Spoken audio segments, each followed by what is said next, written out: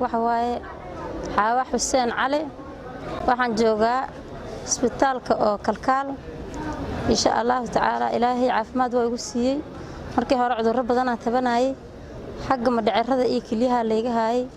alxamdulillah shukr hadda dhaqaatiir wanaagsan meesha joogto wixii iga dambeeyay gabdhaha walaalaheena waxaan u sheegayaa in isbitaalkaas isbitaal wanaagsan uu yahay dhaqaatiir saay oo aad iyo aad u wanaagsan ay joogaan alxamdulillah shukr wax dhiba ayna jirin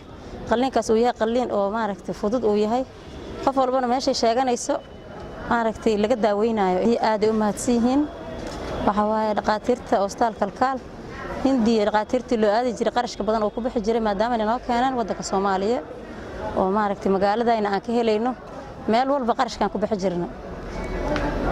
wayna mahadsan yihiin